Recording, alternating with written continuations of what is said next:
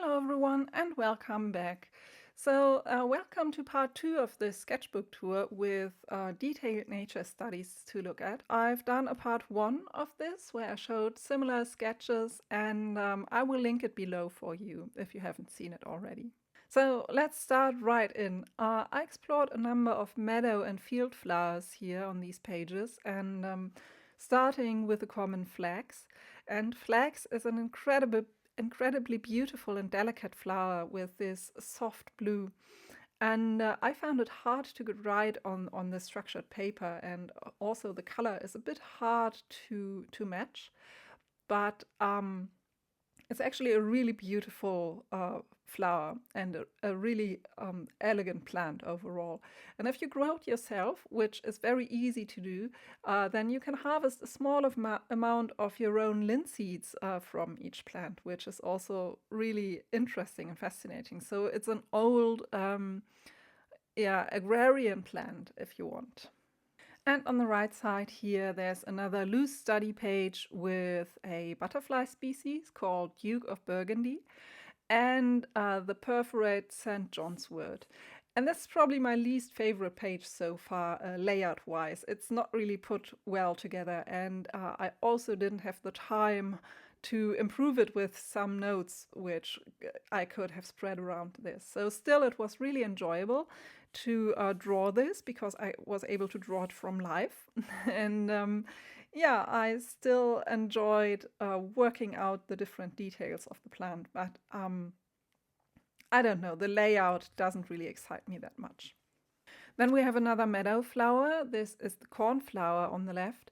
And it's another field flower that has disappeared from view in recent years due to the use of many herbicides. It's really regarded a weed in cornfields like poppy. And I find this to be so unfortunate. I personally love the colorful spots that it creates in the fields, and I also like to grow it in between my own veggies. So this was another plant that I was really happy to be able to sketch live and to explore and take apart and so on. And on the right, you will see a bird that also lives in the fields. So this is the Eurasian skylark. And it's one of these birds that you will most likely first notice by song.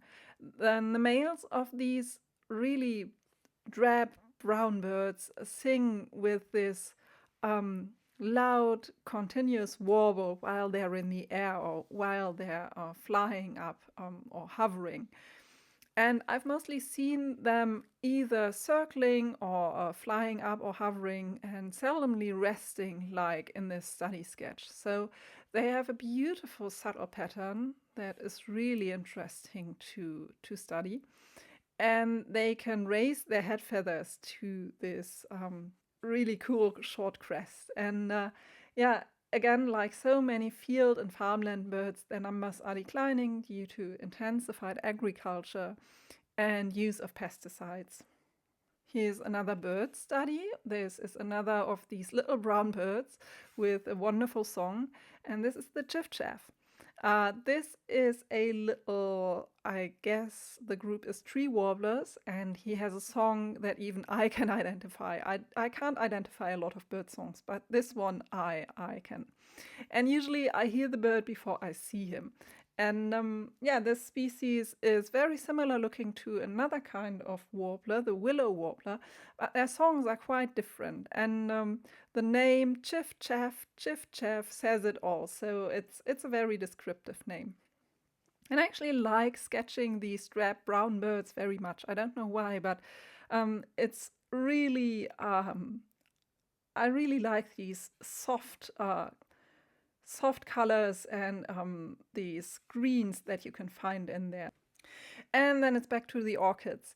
So this one is the fragrant orchid, that's the English name, and it's named aptly because its nectar has this faint vanilla smell. And if I happen to find this orchid next year, which I'm planning to do, I will check this for you and I will find out if it really has a vanilla smell.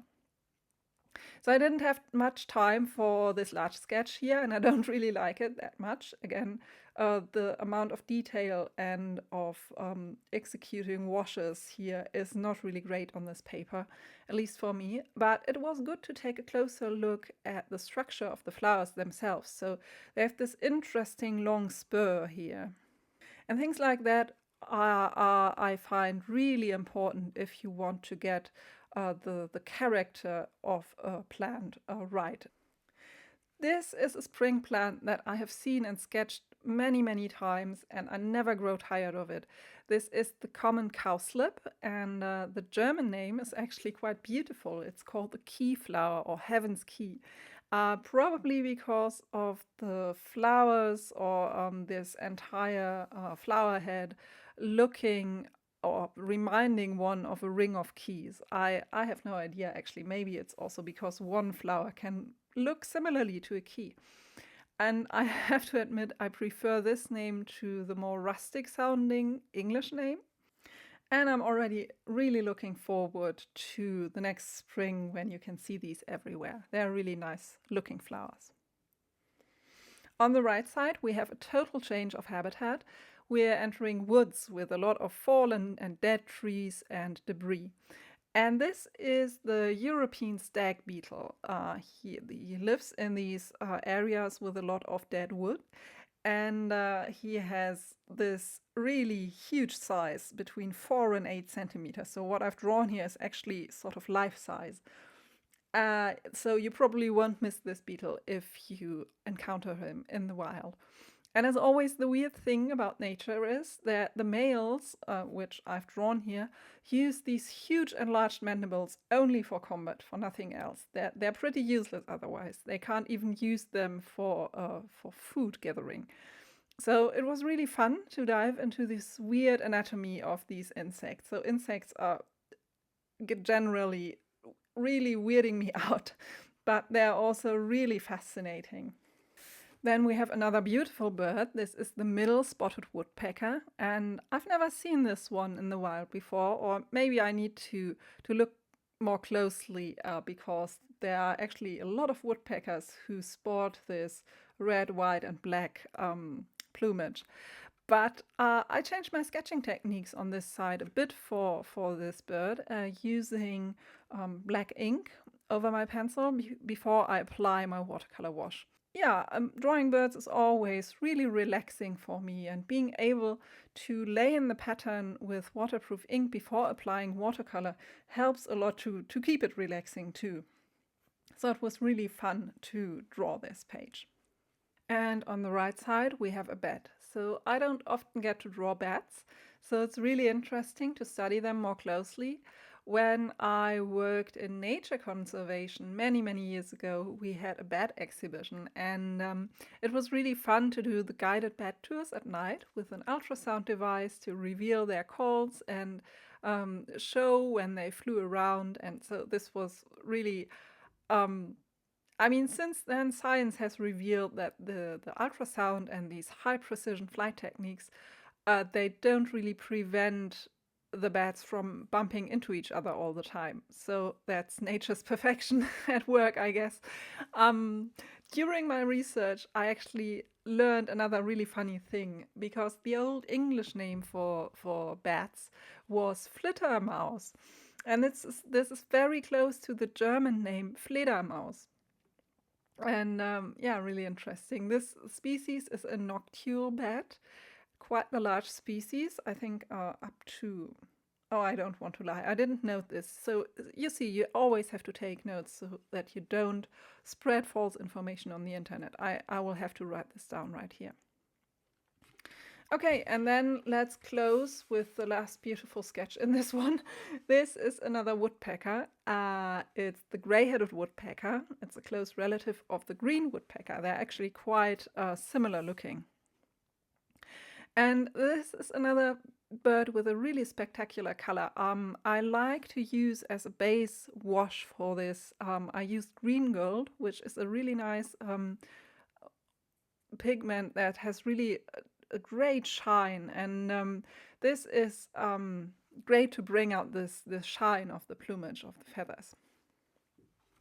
So what I didn't want to show you was this. These were just 2 tree studies that I didn't end up liking and didn't end up using anywhere. So anyway, all in all, these detailed studies are, as I said, really enjoyable for me to do when I have the time to create them. And my finished illustrations turn out better as a result too. So since I will be knee-deep in this project for a little while longer, you can expect to get another one of these sketchbook tours again, hopefully. So I hope you enjoyed this video. Let me know what you think, leave me a like or a comment, and subscribe to my channel if you haven't already done so. Take a look at the first video in this series, at the first part. And if you want to support my work, take one of my classes. It's your support that makes these videos and these projects possible. Thank you for watching, and I'll see you very soon. Bye!